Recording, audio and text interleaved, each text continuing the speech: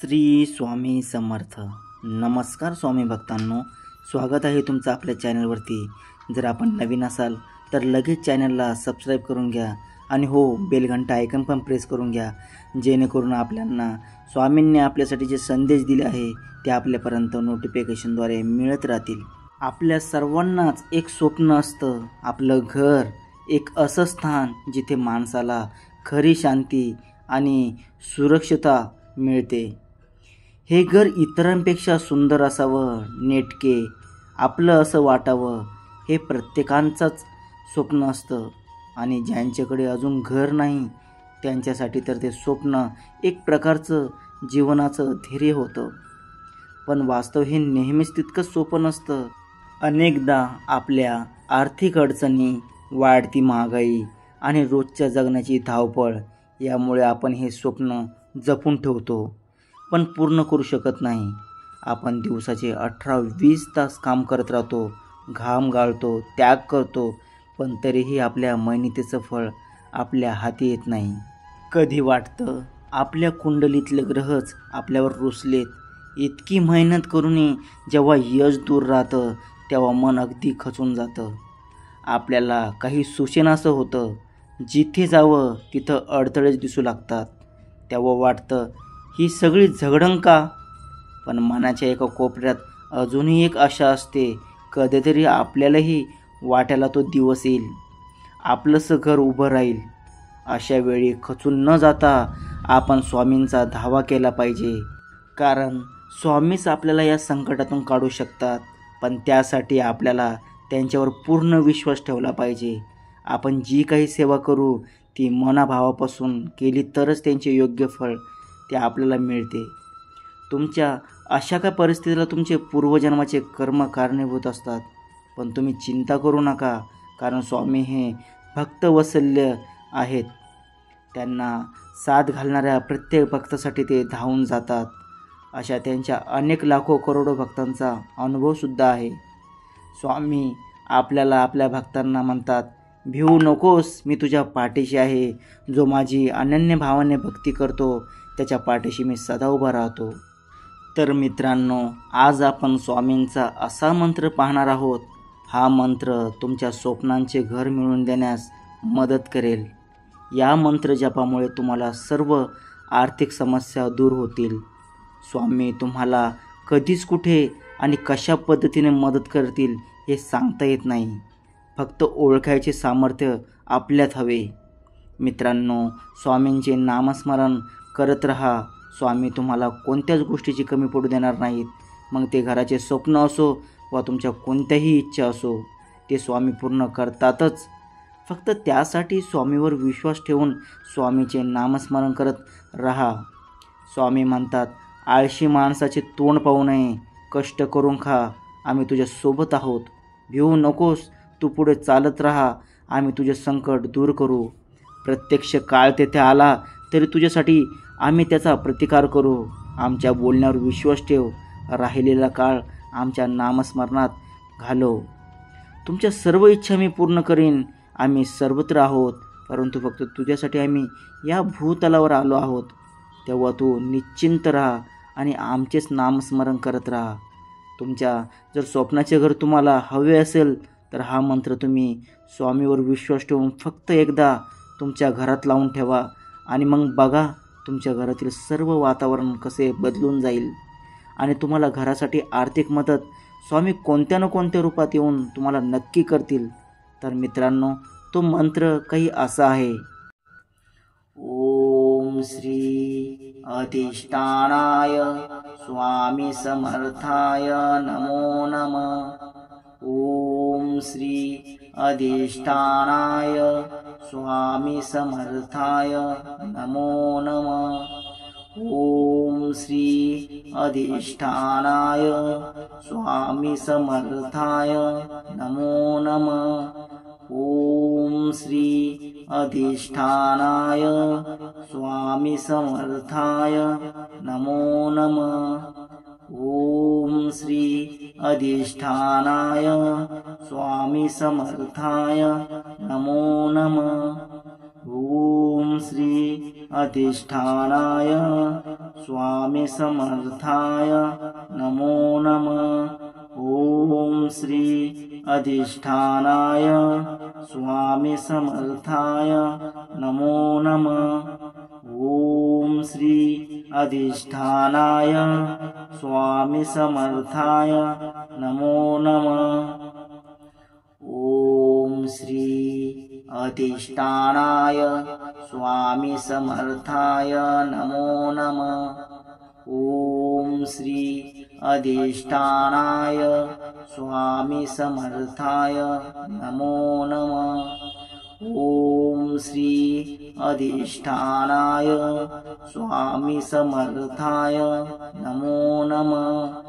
ओम श्री अधिष्ठानाय स्वामी समर्थाय नमो नमः। ओम श्री अधिष्ठानाय स्वामी समर्थाय नमो नमः। ओम श्री अधिष्ठानाय स्वामी समर्थाय नमो नमः। ओम श्री अधिष्ठानाय स्वामी समर्थाय नमो नमः। ओम श्री अधिष्ठानाय स्वामी समर्थाय नमो नमः। ओम श्री अधिष्ठानाय स्वामी समर्थाय नमो नमः। ओम श्री अधिष्ठानाय स्वामी समर्थाय नमो नमः। ओम श्री अधिष्ठानाय स्वामी समर्थाय नमो नमः। ओम श्री अधिष्ठानाय स्वामी समर्थाय नमो नमः।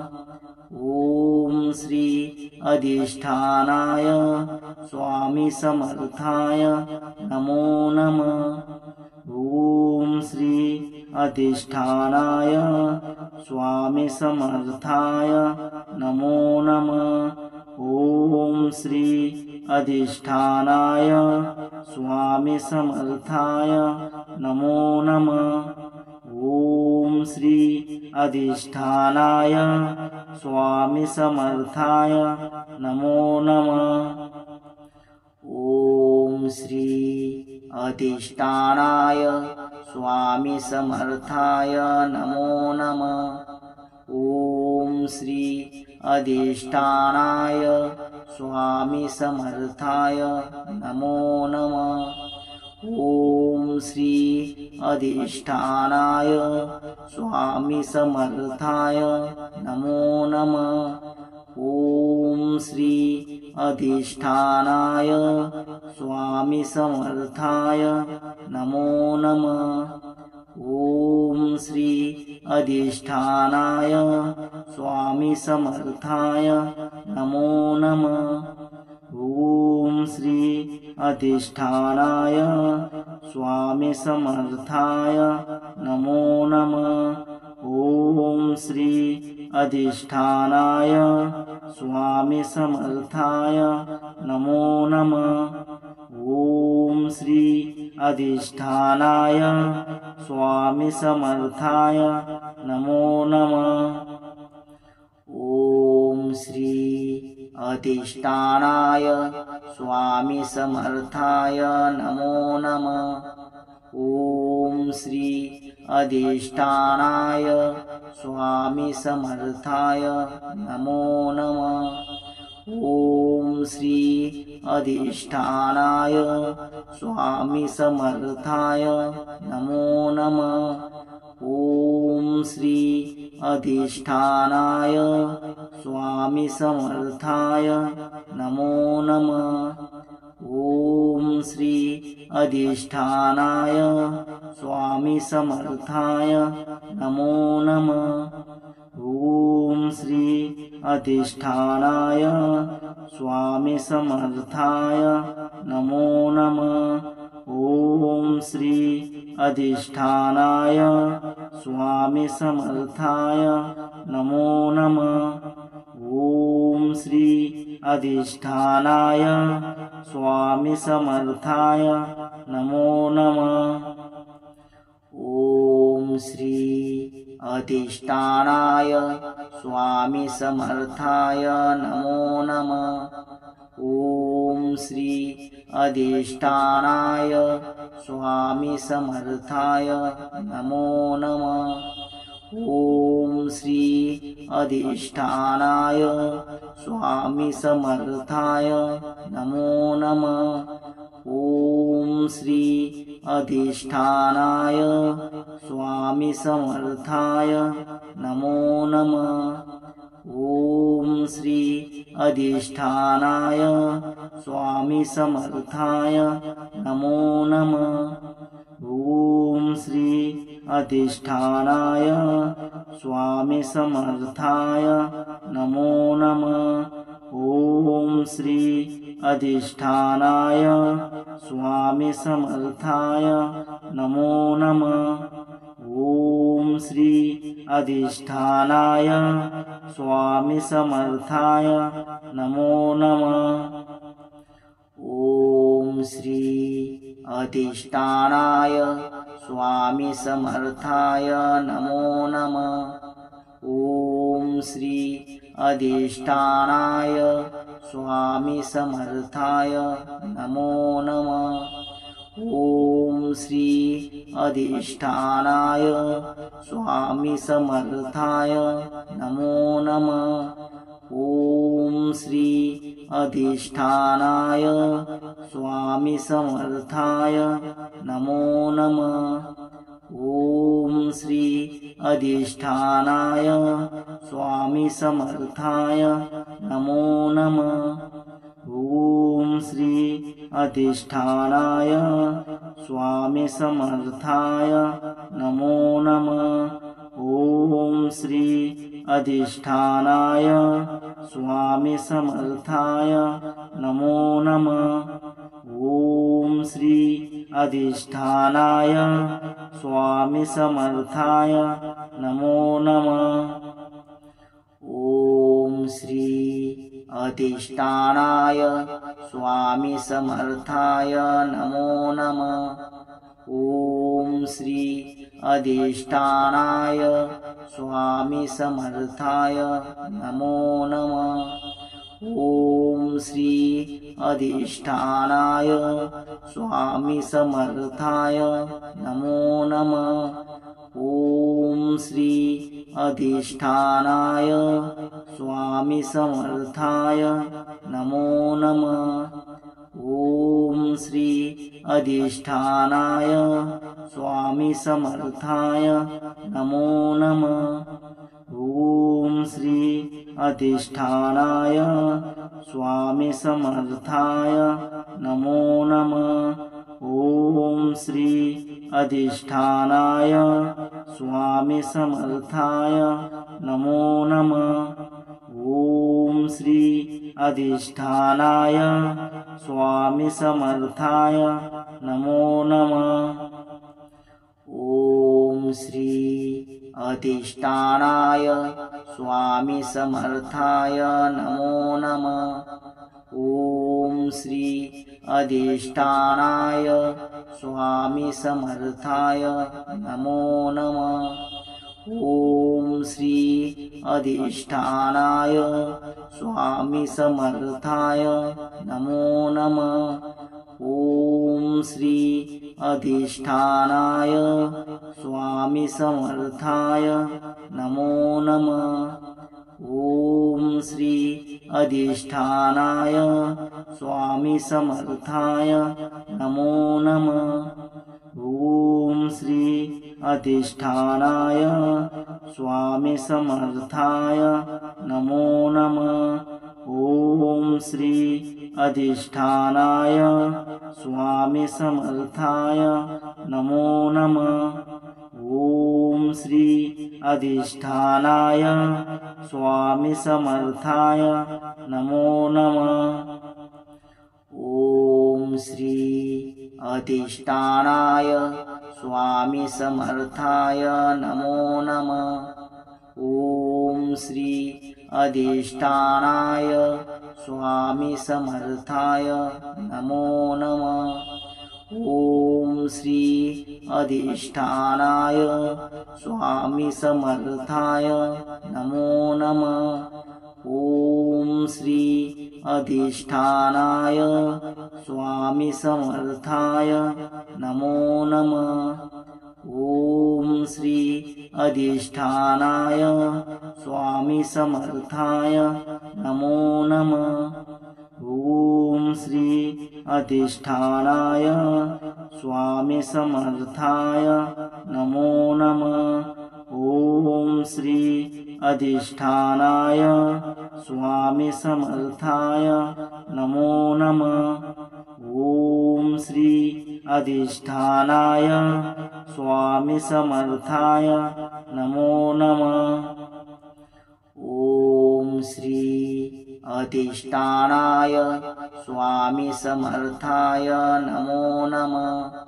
ओम श्री अधिष्ठानाय स्वामी समर्थाय नमो नमः। ओम श्री अधिष्ठानाय स्वामी समर्थाय नमो नमः। ओम श्री अधिष्ठानाय स्वामी समर्थाय नमो नमः। ओम श्री अधिष्ठानाय स्वामी समर्थाय नमो नमः। ओम श्री अधिष्ठानाय स्वामी समर्थाय नमो नमः। ओम श्री अधिष्ठानाय स्वामी समर्थाय नमो नमः। ओम श्री अधिष्ठानाय स्वामी समर्थाय नमो नमः। ओम श्री अधिष्ठानाय स्वामी समर्थाय नमो नमः। ओम श्री अधिष्ठानाय स्वामी समर्थाय नमो नमः। ओम श्री अधिष्ठानाय स्वामी समर्थाय नमो नमः। ओम श्री अधिष्ठानाय स्वामी समर्थाय नमो नमः। ओम श्री अधिष्ठानाय स्वामी समर्थाय नमो नमः। ओम श्री अधिष्ठानाय स्वामी समर्थाय नमो नमः। ओम श्री अधिष्ठानाय स्वामी समर्थाय नमो नमः। ओम श्री अधिष्ठानाय स्वामी समर्थाय नमो नमः। ओम श्री अधिष्ठानाय स्वामी समर्थाय नमो नमः। ओम श्री अधिष्ठानाय स्वामी समर्थाय नमो नमः। ओम श्री अधिष्ठानाय स्वामी समर्थाय नमो नमः। ओम श्री अधिष्ठानाय स्वामी समर्थाय नमो नमः। ओम श्री अधिष्ठानाय स्वामी समर्थाय नमो नमः। ओम श्री अधिष्ठानाय स्वामी समर्थाय नमो नमः। ओम श्री अधिष्ठानाय स्वामी समर्थाय नमो नमः। ओम श्री अधिष्ठानाय स्वामी समर्थाय नमो नमः। ओम श्री अधिष्ठानाय स्वामी समर्थाय नमो नमः। ओम श्री अधिष्ठानाय स्वामी समर्थाय नमो नमः। ओम श्री अधिष्ठानाय स्वामी समर्थाय नमो नमः। ओम श्री अधिष्ठानाय स्वामी समर्थाय नमो नमः। ओम ॐ श्री अधिष्ठानाय स्वामी समर्थाय नमो नमः। ॐ श्री अधिष्ठानाय स्वामी समर्थाय नमो नमः। ॐ श्री अधिष्ठानाय स्वामी समर्थाय नमो नमः। ॐ श्री अधिष्ठानाय स्वामी समर्थाय नमो नमः। ॐ श्री अधिष्ठानाय स्वामी समर्थाय नमो नमः। ॐ श्री अधिष्ठानाय स्वामी समर्थाय नमो नमः। ॐ श्री अधिष्ठानाय स्वामी समर्थाय नमो नमः। ॐ श्री अधिष्ठानाय स्वामी समर्थाय नमो नमः। ॐ श्री अधिष्ठानाय स्वामी समर्थाय नमो नमः। ॐ श्री अधिष्ठानाय स्वामी समर्थाय नमो नमः। ॐ श्री अधिष्ठानाय स्वामी समर्थाय नमो नमः। ॐ श्री अधिष्ठानाय स्वामी समर्थाय नमो नमः।